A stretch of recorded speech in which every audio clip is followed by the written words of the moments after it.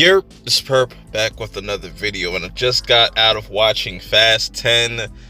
Jesus, man, 10 movies of this shit, bro. It's just insane, bro. Like, these movies continuously get more over the top, more ridiculous with each release. And now they're talking about turning this Fast X into a trilogy instead of just having 2 parts.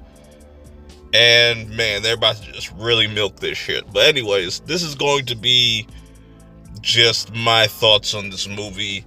If you have seen this movie, let me know your thoughts on it, because I'm not a fan of the Fast franchise. It's very ridiculous. You know, there are Fast and Furious movies that I like. I like the first one. I like Tokyo Drift. I like Fast 5 and 6. But then afterwards, like after 7, things just are just whatever right now in this. Now it's like John Cena was the villain in the previous film. Now he is pretty much a babysitter in this, and everything is all good between him and Dom.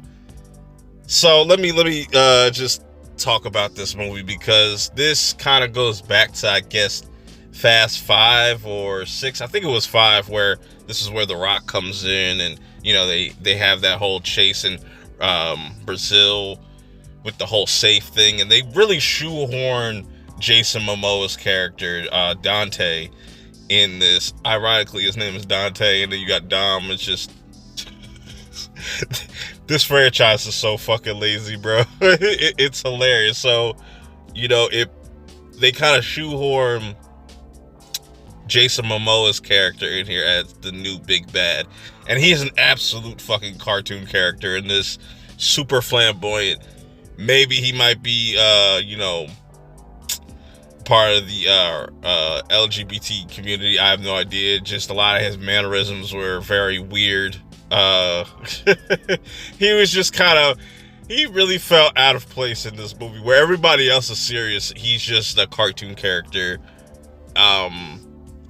And we also get introduced to, once again, Dom's son. He's much older now. I could have swore he was like a baby not too long ago or something like that, but who knows? Nobody pays attention to the timeline in these movies. But that definitely does not look like his son. But then when you see Fast 9 and you see who Dom's dad is and stuff like that, it's just... It doesn't make sense, but it's whatever. Like, John Cena and Vin Diesel look nothing alike, but yet they're brothers. It's just shit you gotta deal with when watching these movies. So Dom and everybody just pretty much gets pulled back in, because, you know, it starts off, Dom is kind of not doing as many missions. He's kind of just falling back, trying to be a father, and Tyrese and all them go off to do this mission, which you would think, you know, looking at it, y'all been doing this so many times, how did you kind of get duped into this job in the first place? Which is really weird, which sets off this whole event that happens in Rome, where Dante's character is pretty much out to frame Dom and everybody else, to make them look like terrorists and start to break them down piece by piece. That's literally what he says. And you know, there's a lot of just theme of suffering and not wanting to kill Dom right away, but just break his family apart by any means. And he's just been sitting back in the cut, just waiting for his perfect moment to just strike. And we get a lot of interesting characters outside of I want to say interesting, but I would say new characters. Outside of Jason Momoa's character, you have Brie Larson in here, looking beautiful as ever. She plays Mr. Nobody's daughter. She was pretty cool in this. You know, she does some stupid shit in here as well. Like, everybody does their full share of, like, just stupid things that just, like, why would you do that? Or why would you have this on you? It just makes it easier for the villain to get their hands on certain things. It's just, yeah, writers. I just blame the writers. And just one thing leads to another, where now they're all trying to make it to the safe zone so they can kind of regroup and try to figure out a way to beat this guy because he seems like he's always one step ahead. And like I said, he's very much a over the top villain, the most over top villain that the Fast franchise has had up until this point. Still, out of all the villains that they've had or antagonists they had, was probably Jason Statham, which, you know, he has a small role in this as well.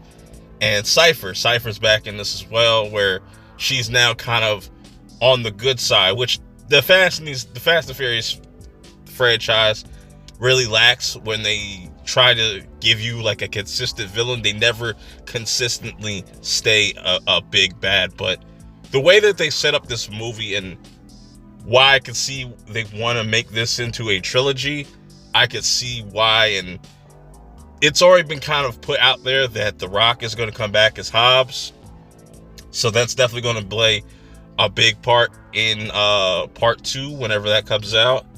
And I assume that they're going to bring everything together by the third film, whenever that comes out, probably like 2027, which is just like, man, can we just get over with this stuff? But action aside, or story aside, the action in this movie is pretty decent. It's very all over the place. It's very shaky cam. You know, you do have some scenes where, oh, it looks like they're going back to their roots with racing, but Jason Momoa's character is like, nah, this is not how we're playing it. We just gotta give you a little taste of that. That whole scene was fucking ridiculous. The two fight scenes that I did like, though, is the little scrap between Han and Jason Statham's character. That was really cool. But I would say probably the one that was the most ridiculous, but definitely the standout for me, is Michelle Rodriguez's character, Letty, fighting Cypher. That was a really dope, like, hand-to-hand fight.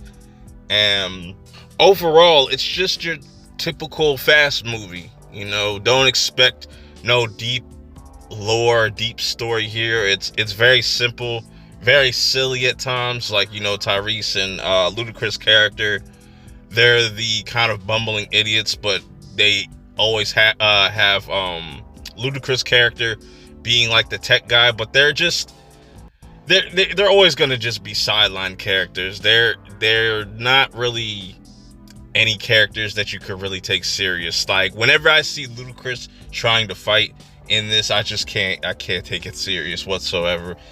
Everybody else is believable besides Ludacris, and even Tyrese, bro. He's just a clown in this. He's pretty much like the Thor of this whole entire group, bro. It's hilarious. It's hilarious in a bad way. But yeah, if you like the Fast franchise up until this point, this is probably going to be more of the same.